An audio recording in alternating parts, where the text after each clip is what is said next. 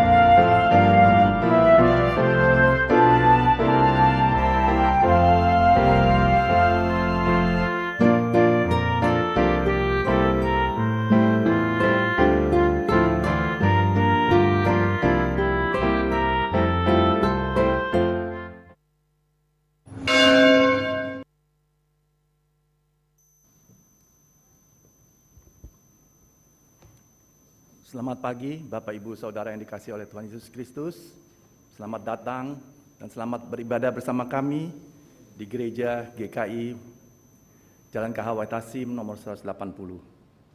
Untuk Bapak Ibu dan Saudara yang baru pertama kali datang beribadah di tempat ini, kami menyambut dengan penuh sukacita dan kami nantikan pelayanan Bapak Ibu Saudara bersama dengan kami. Kami mohon perhatian untuk sariwata jemaat pada hari ini.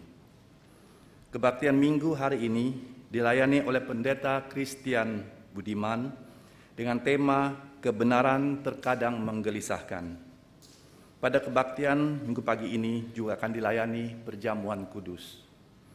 Saudara-saudara yang melayani dalam kebaktian pada Minggu hari ini adalah pemusik Saudara George, Prokantor Bapak Martinus, Ibu Lili dan Bapak Steve, Lektor Ibu Sylvia dan Ibu Catherine. Terima kasih untuk pelayanan Bapak Ibu Saudara. Majelis Jemaat merencanakan pelayanan Baptis Kudus Anak pada tanggal 3 September 2023. Bapak Ibu dapat mendaftarkan putra-putri yang akan dibaptis dengan mengisi form yang ada di tata usaha. Pelayanan baptisan Kudus Anak akan dilaksanakan dengan tetap mempertimbangkan situasi endemi COVID-19. Berdasarkan keputusan persidangan Majelis GKI Wahid Hasyim pada hari Minggu 18 Juni 2023 dalam rangka memenuhi kebutuhan penatua di dalam struktur organisasi maupun fungsi pelayanan saat ini, Majelis Jemaat memohon kesediaan seluruh anggota jemaat untuk ikut mengambil bagian dalam memberikan usulan nama-nama calon penatua untuk tahun pelayanan 2024 sampai dengan 2027. dengan cara mengisi form yang diberikan di meja penyambutan atau mengisi Google Form yang tertera di Warta Jemaat Digital di grup WhatsApp GKI Wahid Hasyim. Untuk dasar dan kriteria pengajuan penatua baru dapat dibaca di Warta Jemaat Digital. Terima kasih atas partisipasi anggota jemaat. Pada hari Minggu tanggal 9 Juli 2023, kita akan memberikan persembahan persepuluhan. Dengan penuh rasa syukur kepada Allah, jemaat dapat mempersiapkan dengan menggunakan amplop persepuluhan dan membawanya ke gereja atau melalui transfer ke rekening GKI Wahid Hasyim dengan memberikan kode persembahan berupa angka 22 pada 2 digit terakhir persembahan saudara. Diingatkan kembali kepada Bapak Ibu Saudara untuk beberapa hal sebagai berikut. Mohon selalu menekan alat penghitung kehadiran yang ada di lobi pintu masuk gereja sebelum memasuki ruang ibadah. Penghitung yang bertuliskan anggota diperuntukkan bagi Bapak Ibu Saudara-saudara yang sudah menjadi anggota Jemaat GKI Wahid Hasyim, yaitu Bapak Ibu Saudara yang menerima baptis kudus atau pengakuan percaya di jemaat ini.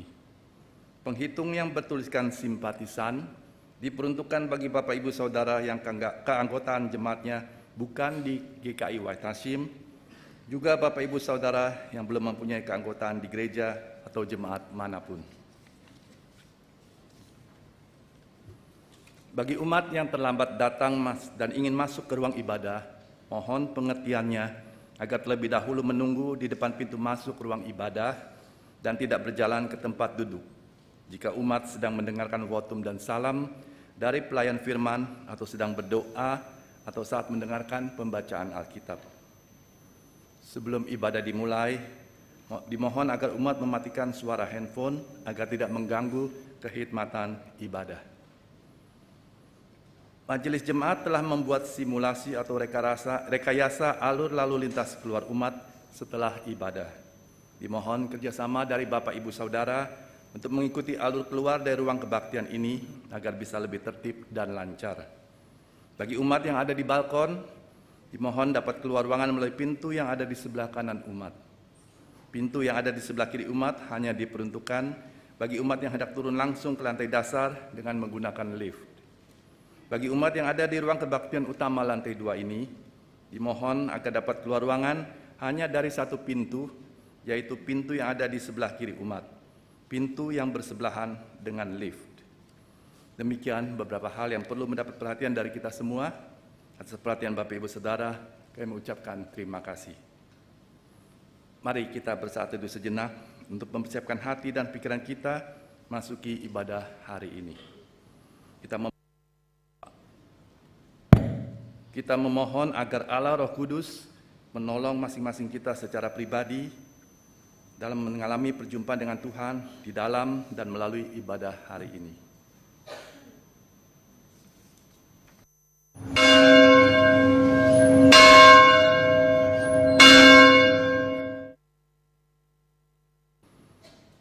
Bersyukurlah kepada Tuhan, serukanlah namanya.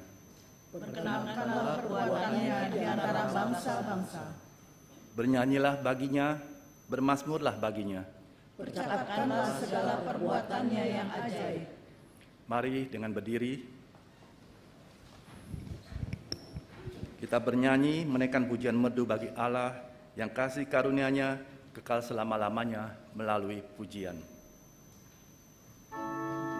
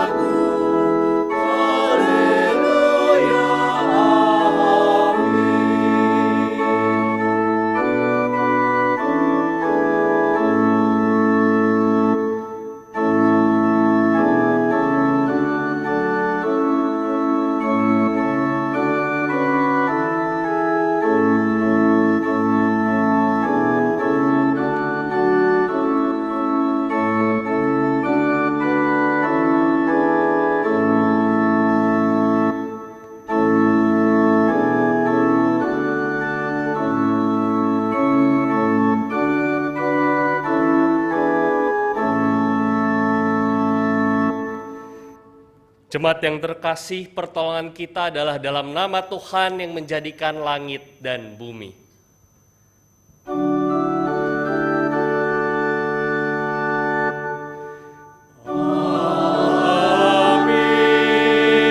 amin,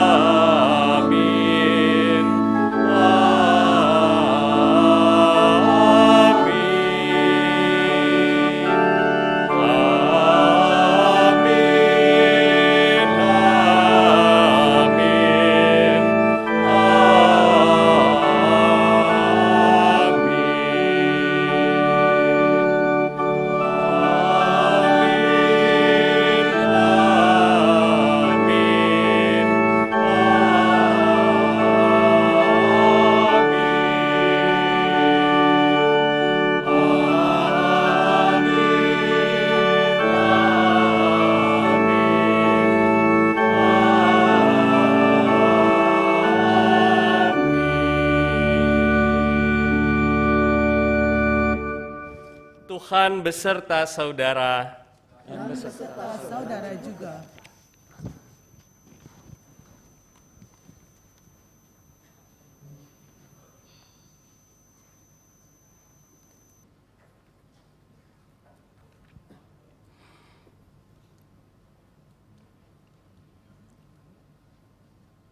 Shalom. Selamat pagi, Bapak, Ibu, saudara-saudari yang dikasihi Tuhan Yesus. Terima kasih. Hari ini kita merayakan perjamuan kudus. Tema pada minggu hari ini adalah kebenaran terkadang menggelisahkan. Melalui tema hari ini, diharapkan umat selalu dapat menyatakan dan menjunjung tinggi kebenaran, walaupun godaan-godaan dunia yang tampak menawarkan kenyamanan dan keamanan pribadi senantiasa datang menghampiri kita. Ayat yang mendasari tema pada hari ini diambil dari Roma pasal 6 ayat 17 dan 18. Tetapi syukurlah kepada Allah. Dahulu memang kamu hamba dosa, tetapi sekarang kamu dengan segenap hati telah mentaati pengajaran yang telah diteruskan kepadamu. Kamu telah dimerdekakan dari dosa dan menjadi hamba kebenaran. Kita angkat pujian, di saat ini kau perlu Tuhan.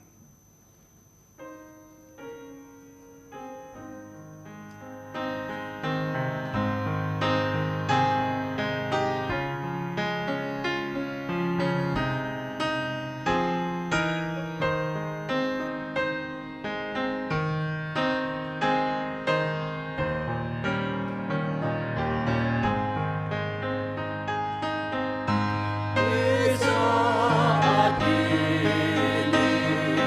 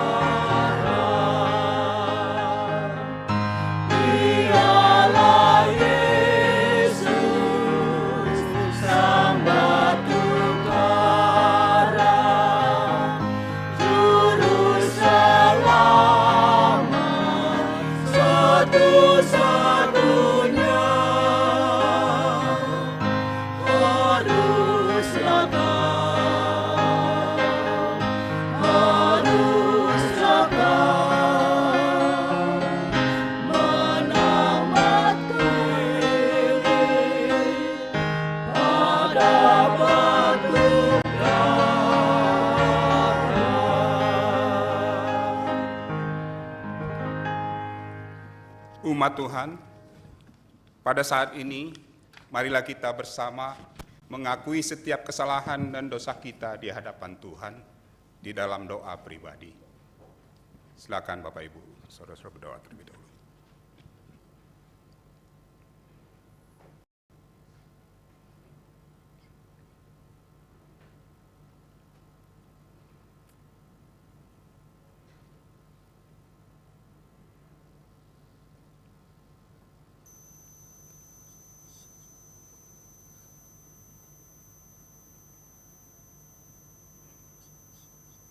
Tuhan, inilah semua kesalahan dan dosa kami. Ampunilah dan terus bantulah kami untuk hidup seturut dengan kehendak Tuhan.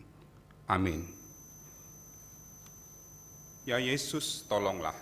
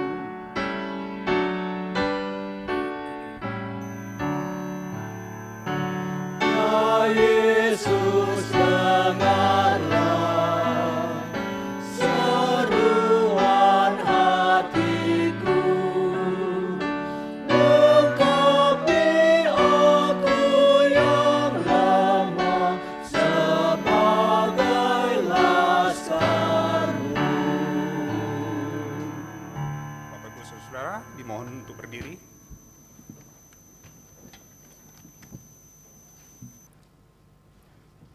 Dengarkanlah berita anugerah dari Tuhan. Efesus 2 ayat 8 sampai dengan 9 dikatakan, sebab karena kasih karunia kamu diselamatkan oleh iman. Itu bukan hasil usahamu, tetapi pemberian Allah. Itu bukan hasil pekerjaanmu. Jangan ada orang yang memegahkan diri. Di dalam Kristus engkau telah diampuni. Di dalam Kristus engkau pun telah diampuni. Kita memuji Tuhan, tercurah darah Tuhanku.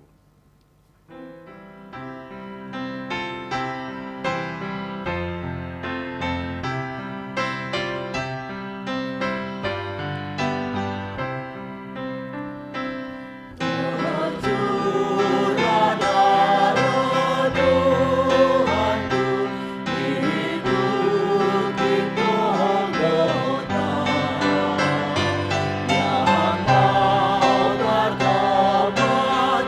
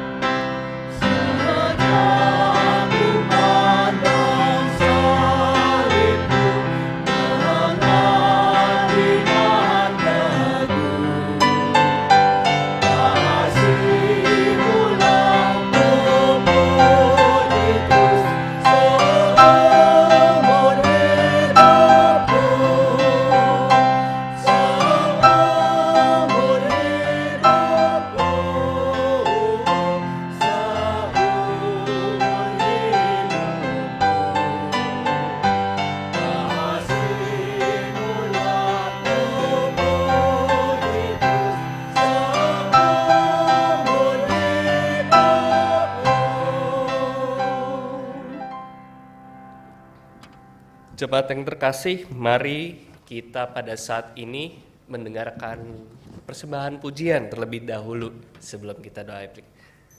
Silahkan. Oh. Nanti setelah khotbah. Oke. Baik, mohon maaf Bapak Ibu saudara sekalian, kita akan pertama-tama pada saat ini mempersiapkan diri untuk mendengarkan firman Tuhan. Mari kita bersatu di dalam doa. Bapak yang penuh kasih, kami sungguh bersyukur karena pada saat ini kami bisa bersekutu bersama, selain untuk mempersiapkan diri kami untuk menerima undangan di dalam perjamuan kudus yang akan kami rayakan bersama-sama, tapi sebelumnya kami ingin mempersiapkan diri untuk mendengarkan firman-Mu. Nah, oleh karena itu ya Bapak, kiranya Engkau mau memberkati kami, sehingga seluruh diri kami dapat tertuju kepadamu saja. Di dalam nama Tuhan kami Yesus Kristus kami berdoa. Amin.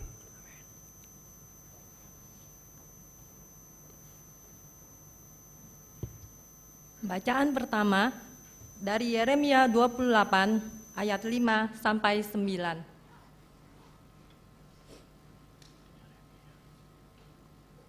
Yeremia 28 ayat 5 sampai 9.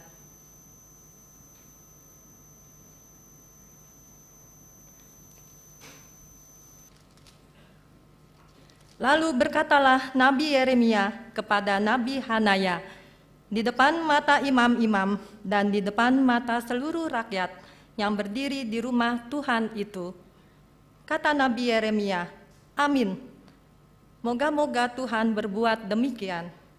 Moga-moga Tuhan menepati perkataan-perkataan yang kau nubuatkan itu, dengan dikembalikannya perkakas-perkakas rumah Tuhan dan semua orang buangan itu dari Babel ke tempat ini.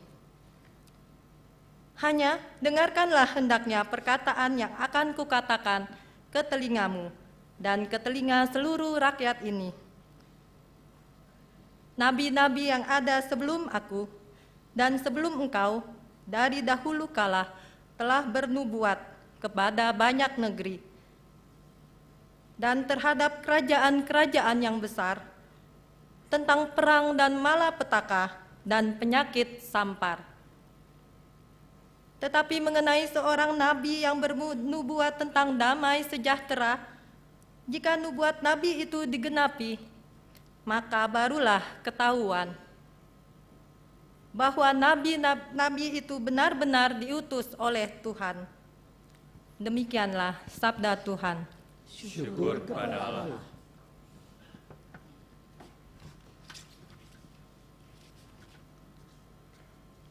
Marilah kita membaca kitab Mazmur pasal 89 ayat 2 sampai ayat 5. Dilanjutkan dengan ayat 16 sampai dengan ayat 19 secara bersautan. Mazmur pasal 89 ayat 2 sampai ayat 5. Aku hendak menyanyikan kasih setia Tuhan selama-lamanya, hendak memperkenalkan kesetiaan-Mu dengan mulutku turun-temurun. sebab kasih setiamu dibangun untuk selama-lamanya. Kesetiaan-Mu tegak seperti langit. Engkau telah berkata, telah kuikat perjanjian dengan orang pilihanku. Aku telah bersumpah kepada Daud hamba-Ku. Untuk selama-lamanya aku hendak menegakkan anak cucumu dan membangun tahta-Mu turun-temurun. Ayat 16. Berbahagialah bangsa yang tahu bersorak-sorai. Ya Tuhan, mereka hidup dalam cahaya wajah-Mu. Karena namamu mereka bersorak-sorak sepanjang hari. Dan karena keadilan-Mu mereka bermegah. Sebab Engkaulah kemuliaan kekuatan mereka. Dan karena Engkau berkenan, tanduk kami meninggi. Sebab perisai kita kepunyaan Tuhan. Dan raja kita kepunyaan yang kudus Israel.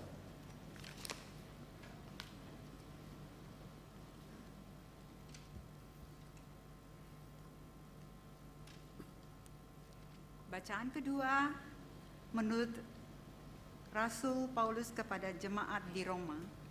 Roma pasal 6 ayat 12 sampai dengan 23. Roma pasal 6 ayat 12 sampai dengan 23.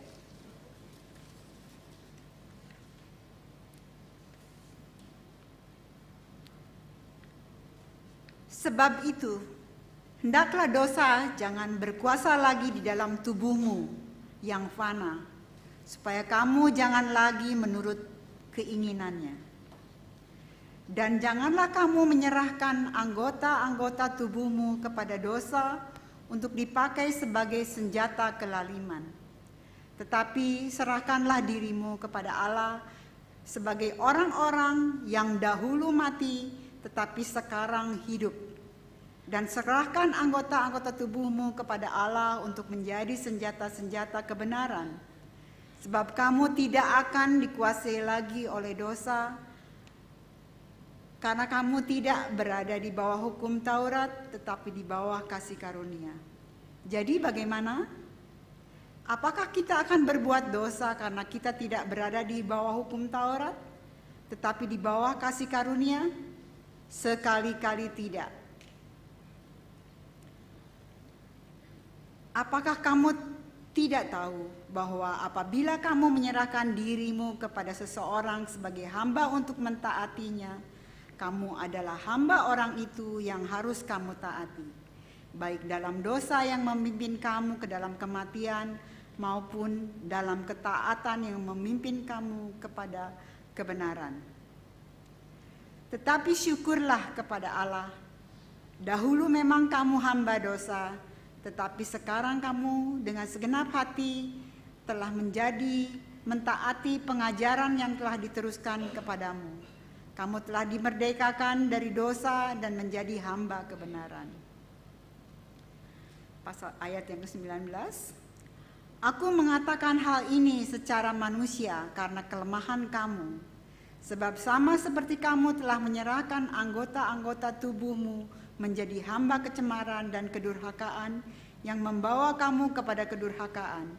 Demikianlah hal kamu sekarang harus menyerahkan anggota-anggota tubuhmu menjadi hamba kebenaran yang membawa kamu kepada pengurusan.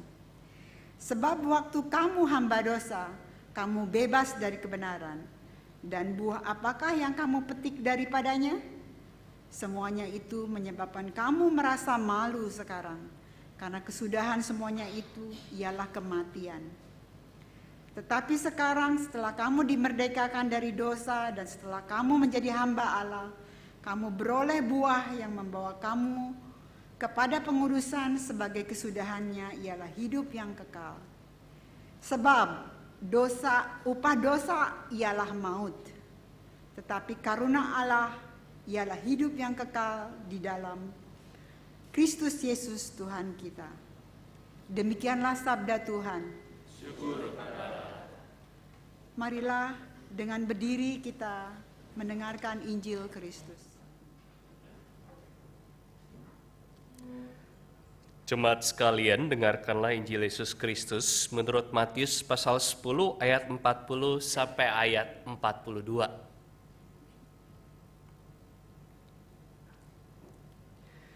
Injil Yesus Kristus menurut Matius pasal 10 ayat 40 hingga ayat 42 berbunyi demikian. Siapa saja yang menyambut kamu, ia menyambut aku. Dan siapa yang menyambut aku, ia menyambut dia yang mengutus aku. Siapa yang menyambut seorang nabi sebagai nabi, ia akan menerima upah nabi. Dan siapa yang menyambut seorang benar sebagai orang benar, ia akan menerima upah orang benar. Siapa yang memberi air sejuk secangkir saja pun kepada salah seorang yang kecil ini karena ia muridku, sesungguhnya aku berkata kepadamu, ia tidak akan kehilangan upahnya. Demikianlah Injil Yesus Kristus. Berbahagialah kita semua yang mendengarkan firman Allah dan yang memeliharanya. Haleluya. Haleluya, haleluya, haleluya.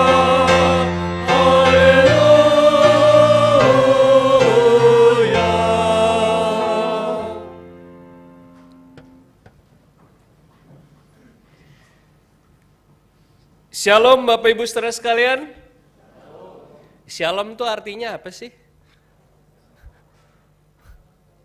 Apa? Salam sejahtera, salam damai gitu. Oke. Puji Tuhan Bapak Ibu tahu gitu ya. Karena saya pernah iseng Bapak Ibu, saya tanya, "Shalom, udah Shalom tuh artinya apa sih?" Terus baru mikir, ya biasanya kita orang-orang Kristen salam-salamannya itu gitu ya.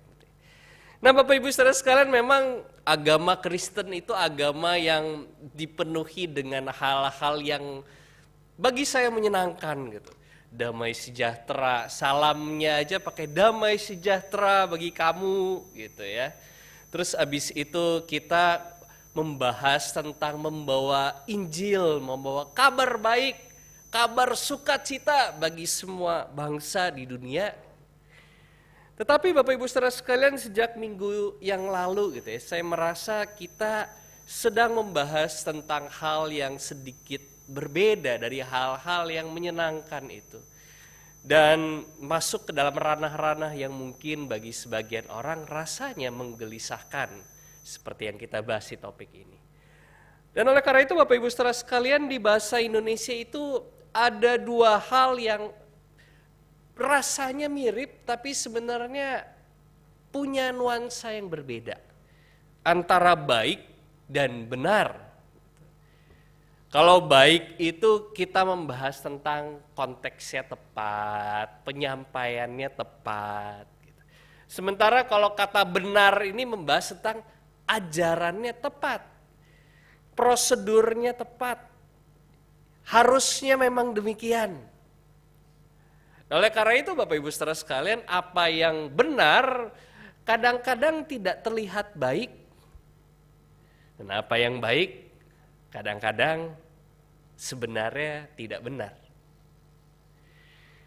Dan itu kenapa Bapak Ibu Saudara sekalian dari minggu lalu gitu ya, bacaan Injil kita sebenarnya saya ingin mengajak kita sedikit mengingat-ingat gitu. Ada ingat gak bacaan Injil kita minggu lalu dari mana? Sebenarnya mundur sedikit doang Bapak Ibu. Ini kebetulan saya minggu lalu khotbah juga, jadi saya masih ingat. Nah, di dalam Matius pasal 10, ini sepotong aja karena minggu lalu kita cukup banyak gitu ya. Dari ayat 34 sampai 36 gitu ya. Jangan menyangka bahwa aku datang untuk membawa damai di atas bumi.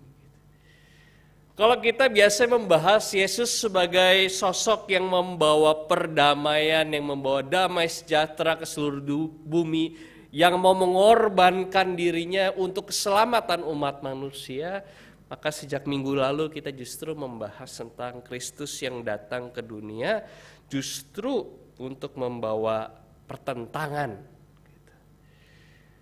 Loh, masa sih Yesus datang mau membawa pertentangan? Oh iya, jelas. Kalau Yesus datang ke bumi tidak membawa pertentangan, hanya damai saja. Toh Yesus nggak akan disalib Bapak Ibu. Yesus disalib kenapa? Persis karena yang dia bawa adalah kebenaran dan tidak semua orang suka akan kebenaran itu. Itu yang terlihat Bapak Ibu di dalam kisah yang pertama dari bacaan kita pada hari ini, di kisah Yeremia gitu ya. Sayang kita pada saat ini hanya membaca sepotong saja dari kisah Hananya dengan Yeremia. Apa yang terjadi sebenarnya Bapak Ibu? Pada masa itu ada dua pemikiran yang sedang berkembang gitu, karena bangsa Israel sedang berada di dalam situasi yang penuh dengan peperangan. Masa-masa raja-raja pada waktu itu. Nabi Hananya berkata, bangsa Israel itu akan selamat, tenang saja, Tuhan akan menyelamatkan kita semua. Dan rasanya Bapak Ibu Saudara sekalian, yang disampaikan oleh Nabi Hananya bagi kaum awam, bagi orang-orang yang mendengar itu, oh ya benar. Namanya Tuhan Allah kok dulu membimbing kita keluar dari tanah Mesir, pasti akan menyelamatkan kita juga. Itu juga kan yang selalu disampaikan oleh pendeta-pendeta kan di atas mimbar. Tuhan akan selalu menolong Bapak Ibu Saudara sekalian, percayalah. Tapi Yeremia justru berkata, siap-siap, bangsa Israel sebentar lagi akan hancur. Nah Bapak Ibu Saudara sekalian, bagi umat yang mendengar itu, loh kok aneh. Katanya Allah menyayangi kita, katanya Allah itu merangkul bangsa Israel umat pilihan Tuhan. Gak mungkin. Apalagi Hananya dan Yeremia pada waktu itu sedang berada di bait Allah. Bait Allah yang ini tempatnya Tuhan loh, tempatnya Allah, yang dikatakan di sini pasti benar. Tapi kita tahu apa yang terjadi Bapak Ibu Saudara sekalian. Bangsa Israel kemudian hancur, dibuang ke tanah Babel. Untuk waktu yang cukup lama, 70 tahun lebih. Nah Bapak Ibu, ini contoh yang sangat jelas ketika kita memperlihatkan kebenaran itu terkadang menggelisahkan kita. Dan saya ingat benar kondisi ini terjadi pada waktu kita pertama kali memasuki pandemi. Waktu kita gitu ya kita majelis jemaat bersama-sama mempergumulkan, waduh ini udah mulai angka-angka ini meningkat, udah masuk mulai Indonesia. Kemudian surat dari sinode yang kemudian akhirnya mengatakan, ya kita Gereja Kristen Indonesia harus menghentikan kebaktian secara onsite mulai waktu itu minggu keempat bulan Maret tahun 2020. Saya lupa tanggal persisnya gitu. Itu pro kontranya luar biasa. Kenapa di sebagian sisi mengatakan, ayo kita realistis, kita lihat nih, ini kalau kita terus buka, kita akan menjadi klaster, kita akan justru menjadi batu sandungan bagi banyak orang. Sementara ada orang yang mengatakan, kita namanya gereja, masa Tuhan tidak mau tolong kita? Tuhan pasti akan melindungi kita, masa kita kalah sama ketakutan seperti itu? Dan saya sejujurnya bersyukur Bapak Ibu Saudara sekalian, di dalam pergumulan tersebut, di dalam doa tersebut, kita memang mengambil keputusan yang sulit menghentikan kebaktian onsite, walaupun hingga saat ini dampaknya kita masih rasakan ya mungkin jumlah kebaktian yang hadir belum seperti dulu lagi gitu ya, aktivitas-aktivitas walaupun sudah mulai pulih ya tidak sepenuh-penuhnya pulih juga gitu. Ada efeknya. Tetapi saya menghayati tetap itu adalah hal terbaik yang kita bisa lakukan. Dan tidak hanya hal-hal yang besar seperti itu Bapak Ibu Saudara sekalian gitu ya. Kalau misalnya kita di dalam persidangan majelis jemaat gitu ya Bapak Ibu, terus kemudian menyampaikan kepada Bapak Ibu Saudara sekalian, kita GKI Wahid Hasim pada saat ini keuangannya sedang kurang baik. Dan oleh karena itu kita akan mengurangi konsumsi misalnya di dalam aktivitas-aktivitas kita. Misalnya untuk panitia-panitia yang biasanya kita ada acara makan besarnya, kemudian kita kurangi. Kira-kira kita bisa terima nggak Bapak Ibu? Bisa nggak? Bisa, yakin? Karena biasanya tetap ada suara-suara Bapak Ibu. Wah katanya GKI Wahid Hasim kan kaya. Betul ya, suka dengar gitu kan ya. Masa sih kasih makan aja nggak bisa? Tapi ini realita Bapak Ibu, bahwa kebenaran memang tidak begitu menyenangkan selalu. Pertanyaannya kemudian apakah kita akan jadi hamba kebenaran atau kita akan menjadi hamba menyenangkan orang lain, bukan menyenangkan Tuhan, menyenangkan orang lain. Bapak Ibu Saudara sekalian, kita melihat sendiri Yesus datang ke dunia membawa kebenaran, dan itu menjadi sesuatu yang akhirnya membuat pelayannya terpotong pendek 3,5 tahun. Tetapi dampaknya luar biasa. Dan di sini Bapak Ibu Saudara sekalian kita bisa melihat apa makna dari sebuah upah kebenaran. Upah kebenaran itu tidak selalu hal-hal yang tidak menyenangkan. Tetapi dampaknya ketika kebenaran itu jadi terpancar dengan baik, itu menjadi kebaikan bagi banyak orang. Kita lupa Bapak Ibu Saudara sekalian, kadang-kadang secara jangka pendek kelihatannya apa yang baik walaupun tidak benar gitu. Itu kelihatannya dalam jangka pendek itu tampaknya menyenangkan. Padahal kalau kebenaran itu walaupun mungkin tidak populer, tidak menyenangkan bagi banyak orang, tetapi kemudian dipertahankan, bertumbuh, pada waktunya juga akan menjadi baik. Pertanyaannya tinggal apakah kita sebagai orang Kristen mau terus berpegang di situ atau kemudian kita menyerah, melepaskan diri kita. Karena di satu sisi Yesus mengatakan gitu, marilah kepadaku yang berbeban berat dan berletih lesu, aku akan memberikan kelegaan bagimu. Yesus mengatakan itu. Tetapi di sisi yang lain, Yesus juga mengatakan, barang siapa tidak mau memikul salibnya, ia tidak bisa mengikut aku. Dua hal ini harus berjalan bersamaan. Kita tidak bisa hanya mementingkan nyaman, damai.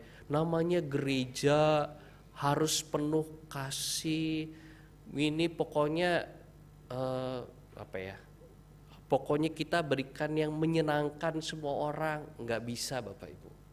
Ada pada waktunya kita memang harus mengatakan hal-hal yang tidak menyenangkan, tetapi itu baik, benar untuk kita lakukan dan pergumulkan bersama.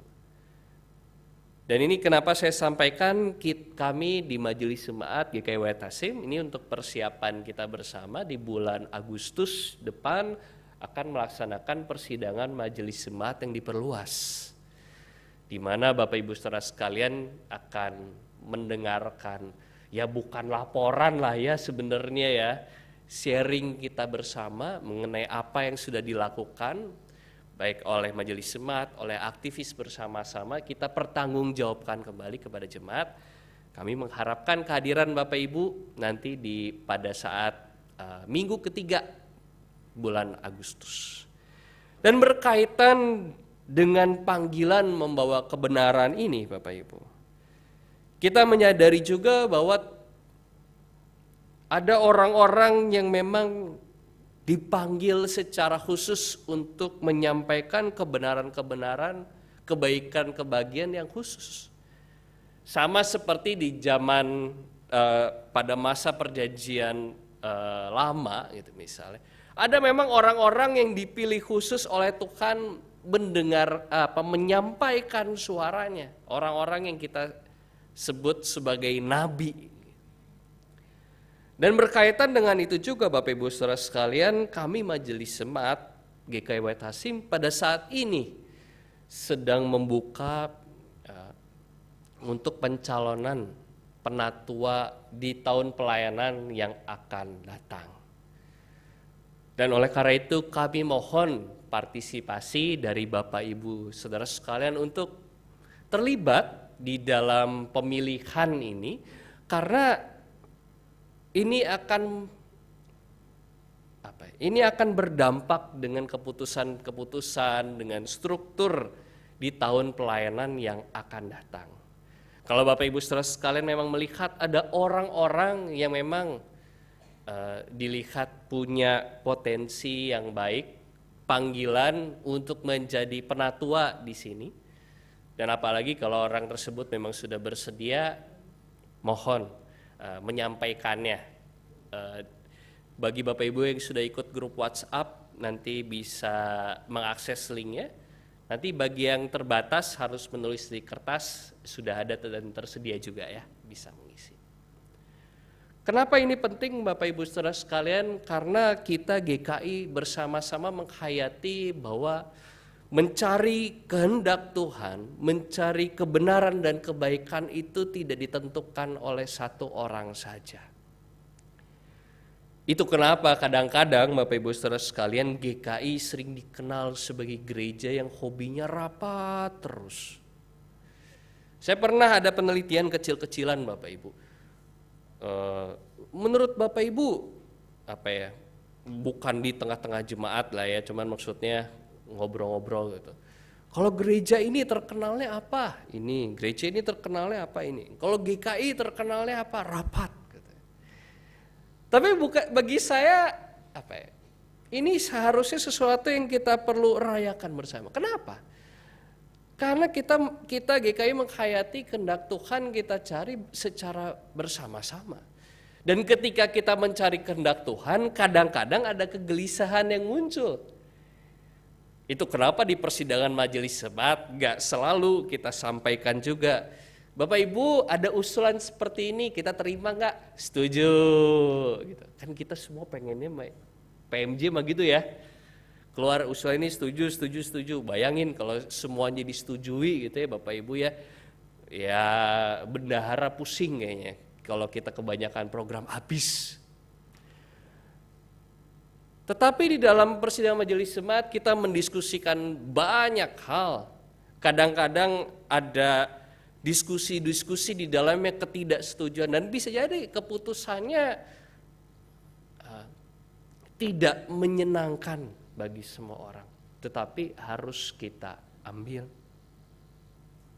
Ini contoh yang sederhana.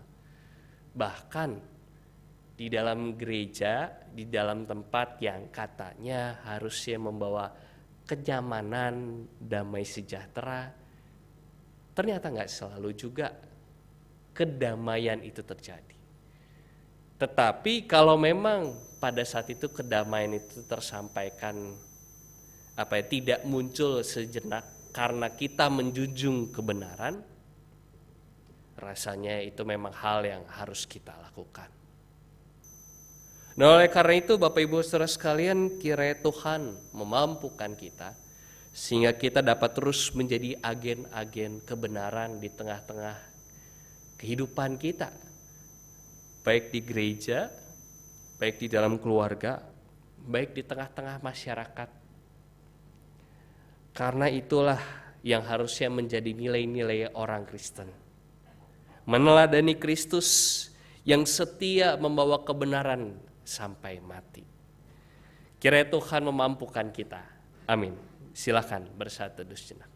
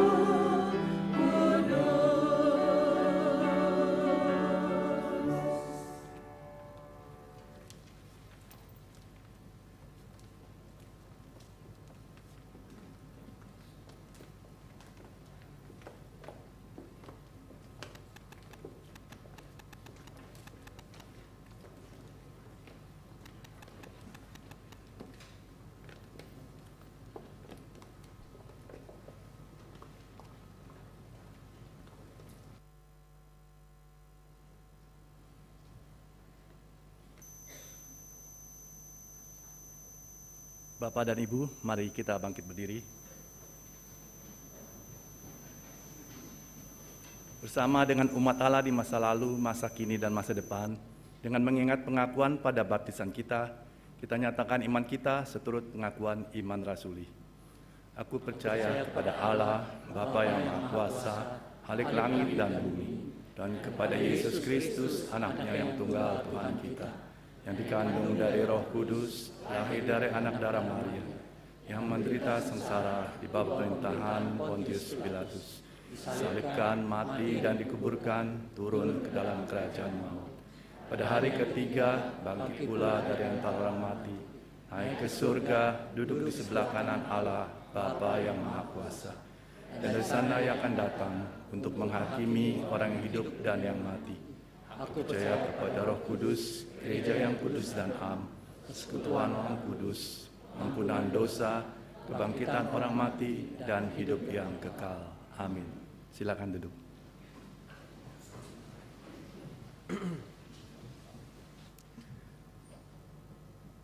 Jemaat yang terkasih, mari kita bersatu di dalam doa.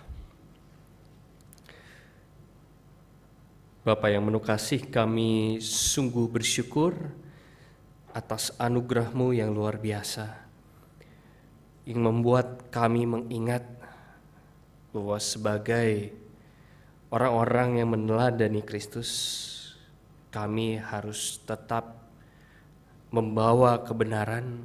Kami harus siap untuk menerima kebenaran seandainya bahkan ketika hal-hal tersebut tidak nyaman bagi diri kami. Bantulah kami ya Bapa menjadi orang-orang yang terus menjunjung tinggi kebenaran dan tidak hanya menjadi orang-orang yang mencari kenyamanan yang semu di dalam kehidupan dunia ini. Ya Bapa, kami juga akan mempersiapkan diri untuk menerima anugerah-Mu lewat undangan perjamuan kudus sebentar lagi.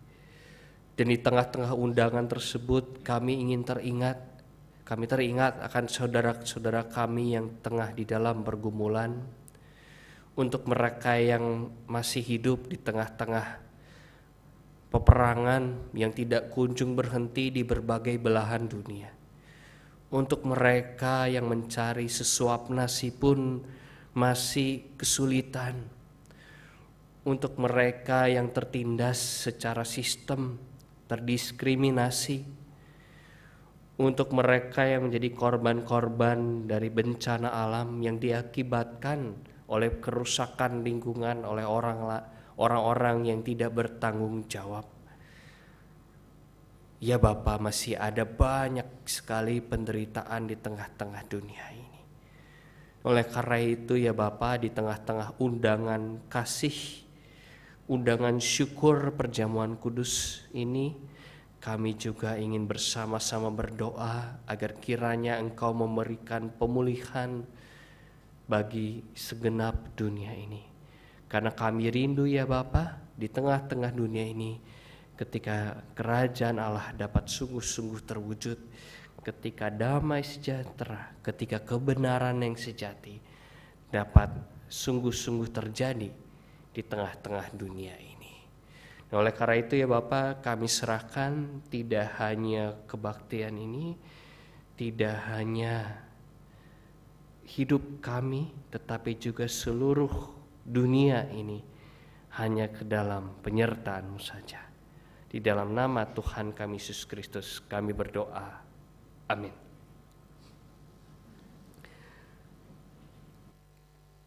Jemaat yang dikasihi oleh Tuhan, marilah kita mempersiapkan diri memberikan persembahan syukur kita kepada Tuhan. Firman Tuhan di dalam 2 Korintus pasal ke-8 ayat 9.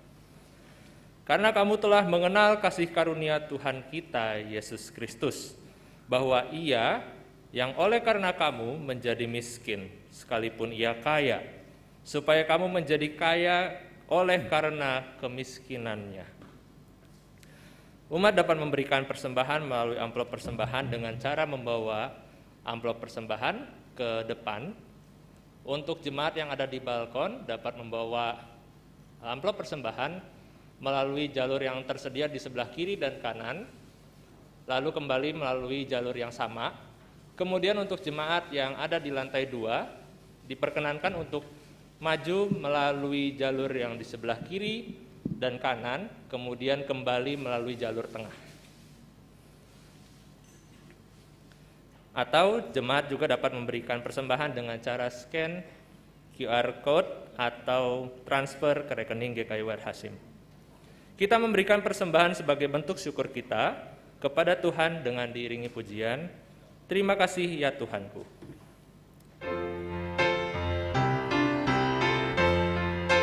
Dipersilakan untuk jemaat paling depan untuk memberikan membawa persembahannya terlebih dahulu.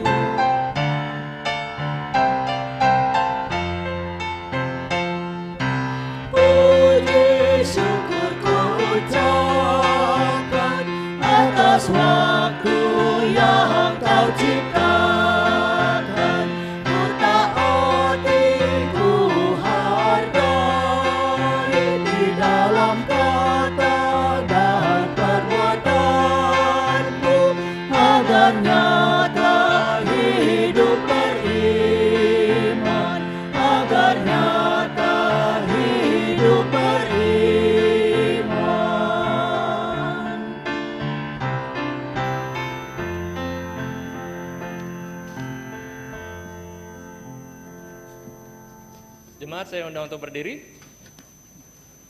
Mari kita naikkan doa persembahan kita. Ya Tuhan Allah, kami bersyukur atas setiap berkat, setiap hal yang kami boleh terima, setiap pelajaran, setiap peringatan, bahkan mengenai kebenaran-Mu ya Tuhan. Kiranya Engkau yang boleh menyertai kami, dan kami bersyukur atas setiap pemberian-Mu, dan inilah persembahan kami ya Tuhan. Kiranya Engkau yang menerima dan Engkau yang menolong setiap majelis yang akan mengelolanya, sehingga dapat dipakai untuk kemuliaan nama-Mu saja. Terima kasih ya Tuhan, inilah segenap doa kami bersyukur, dan kami berdoa di dalam nama Tuhan Yesus Kristus. Amin.